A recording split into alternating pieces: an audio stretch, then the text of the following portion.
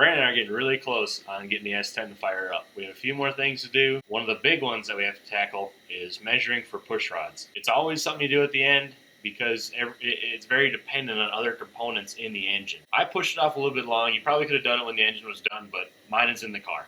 So that's how we're going to measure it.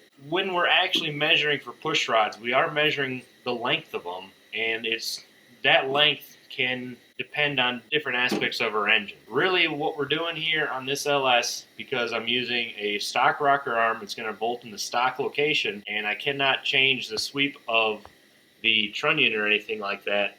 My pushrod length is depressing the cup on the lifter a certain amount. And what that amount is depends on the lifters and who's building your engine. The LS7 lifters, what I have in here, it has a cup travel of around 120 to 150. I'm going to use 120 for my calculations. What you want on that really depends. I'm going to be putting it about half travel, so I want my push rod to push the cup down 60 thou. Brian Tooley recommends you push it down 70 thou, or maybe it's 100. I'm not sure. I think it's 100 for Brian Tooley. Then there's another engine builder and a few other guys that recommend even more. And their idea is less oil there. Less oil in the lifter results in less lift loss at higher RPMs for the camshaft. I'm going to put it kind of at factory at that 50 to 60 cup range, so it gives me about half travel where it wants to be for a hydraulic lifter. So it's going to perform just like a regular lifter or a stock car would. Now, to measure this, you can get really fancy and use different dial indicators or different kinds of stuff to really tell you how much bucket travel you have on your lifter. But for us, we are going to use the bolt and count the amount of turns that the bolt has. The bolt we're using is a 8 mil by 125 thread pitch, and a quarter turn of that bolt results in 12 thou of travel on the fastener. So a full turn would be what, 48 thou of travel, almost 50. So we're looking with what we want 60 thou of lifter travel or bucket travel on our lifter. And to do that, we're looking to do a turn, and we could do a turn and a quarter, a little bit less, somewhere in between a turn and a quarter is where we kind of want to be to have the right bucket travel on our lifters. We need to measure the pushrod length, and we need the pushrod to be in there. We need to have zero lash on the pushrod, and we need to turn a turn to a turn and a quarter to get us our bucket travel. And we're going to try and do a stock pushrod first because I haven't really changed anything in the engine that's going to change my pushrod length. I'm running a factory cylinder head. I lapped the decks on the head and the deck. I'm running a factory head gasket and a factory camshaft. So it's not going to be anything fancy. But we're going to check it and make sure nothing got out of whack building this. We'll show you how to do that. To check my pushrod length, I want to have the lobe or the lifter on as much as on the base circle as I can. I don't want it to be interfered by the valve lift or the lobe lift at all. So to get it on my base circle, what I'm going to do, you can probably get away with doing it, putting it at top dead center on the compression stroke, and you'd probably be fine. What I'm going to do is I'm going to use the exhaust open, intake, close method. It's really just when the exhaust just starts to open up, you're going to go ahead and measure the pushrod length on the intake, and you're going to keep rolling the motor over in direction of rotation, or however you want to do it. It needs to be in direction of rotation. You need to roll it over until the intake valve opens up, hits max lift, and as soon as the intake valve starts to close, I'm going to go ahead and measure the pushrod length on my exhaust. So I need to roll it over here and pick which one I'm going to do first. After a little bit of screwing around, us not wanting to pull the plugs out of this engine, I muscled it around and we got it where the exhaust is opening right now. So I'm going to put all the rocker arms are the same ratio, but I'm going to put a rocker arm on the intake side on my number 2 cylinder because this is the easiest side for me to work on. We're going to put this on, and I'm going to find zero lash, which is really the point right before the plunger of the lifter starts pushing down is going to be your zero lash. So I want to find that, and then from there I'm going to count my rotations until my torque wrench torques off at 22 or whatever you want to torque your rocker arms to.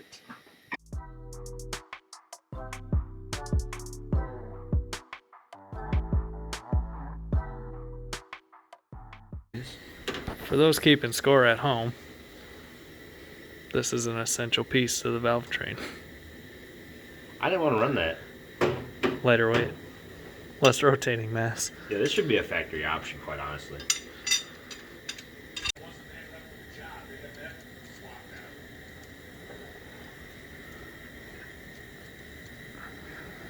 So after I get the right amount of parts in here, I'm just kind of feeling zero lash. I don't know if you can see, I'm moving the rocker arm right now. And I'm going to tighten it a little bit more, and you can see it starts moving less. And now it's not moving at all. It moves this way all at once. But what I'm worried about is trying to make it move up and down. So I'm going to call it right there. I'm going to say zero lash. So now I'm going to torque to 22, and we're in counter strokes or counter rotations. So there's a quarter turn, there's a half turn, 3/4 of a turn, there's 1 turn. So that's 1 1/4 turn. So with our math, so I have 60 thou of bucket travel or bucket depression with my push rod. And this is a factory push rod, so now I can just buy a factory push rod and I'll be good to go on my intake. Okay.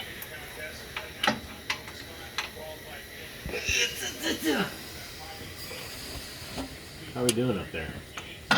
So we're waiting for this guy to close, to go down.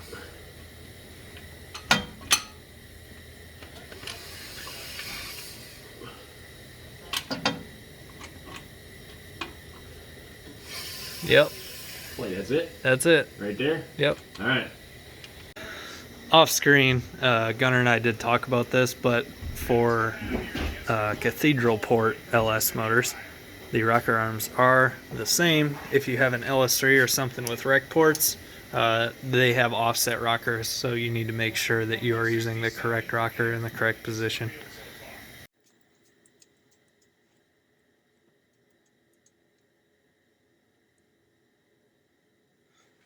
Right there.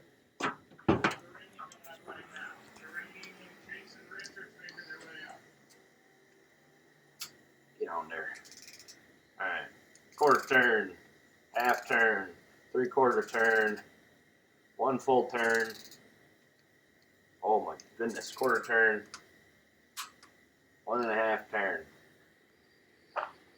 Oh, kind of. We were close.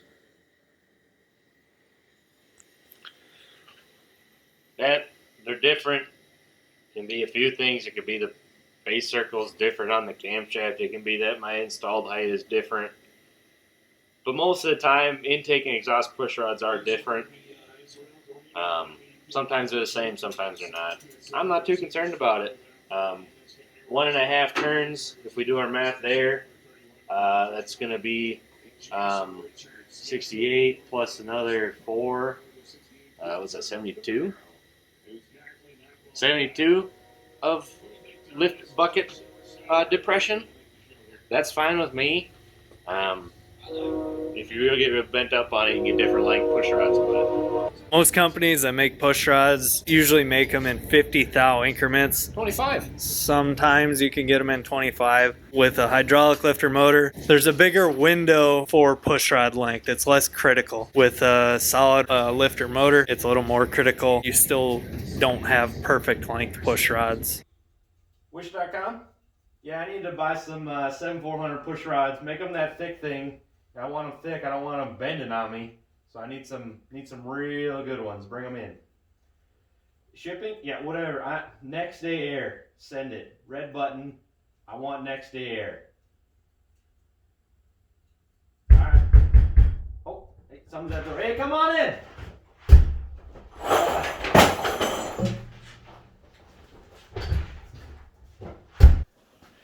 Dang old Amazon driver. At least I got the address right.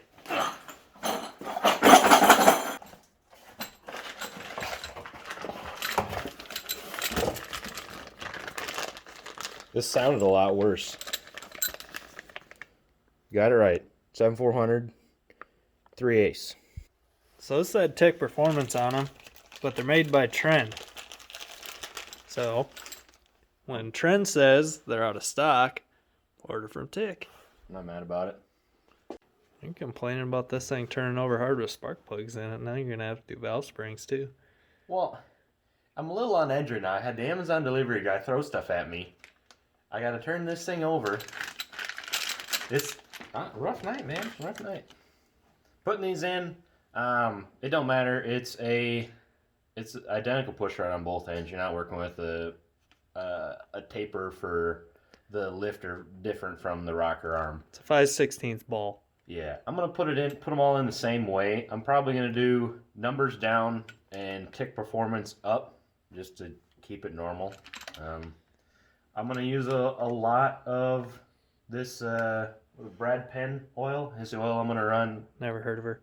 Yeah, never heard of her either. We're just gonna keep her lubed up and torque them in. We already checked, so this is assembly time. Let's get after it. Hey Gunnar, which LS engine is this? This is a hot rod double hump heads Corvette Stingray with a supercharger on it.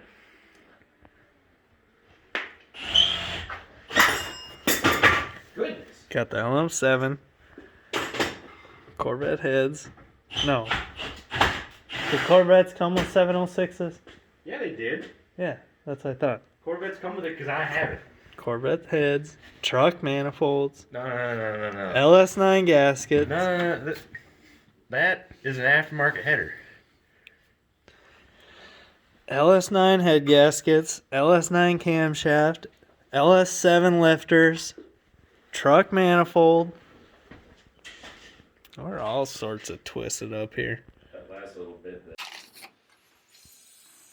Gunnar, that's a Pushrod, not a flute.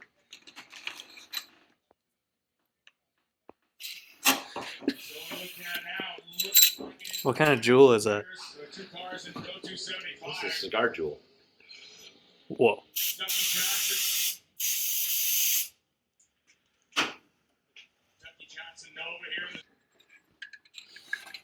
He just lets me work here on the weekends.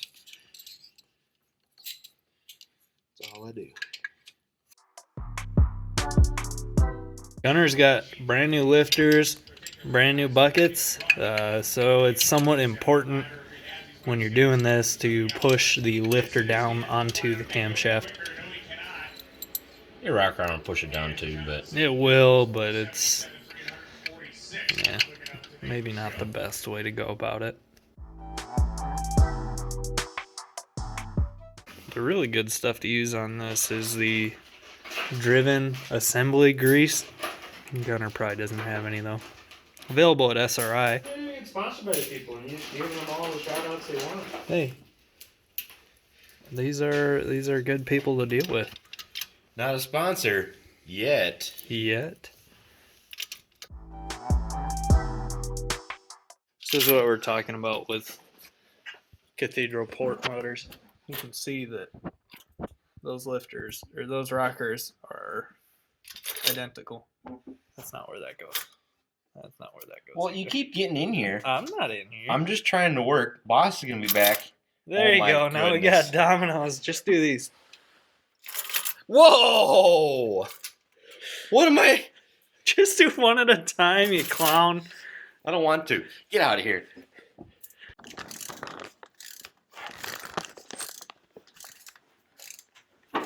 Faster. They already made first call. Come on. John Force is in the water box. Dude, that's a full lift right there.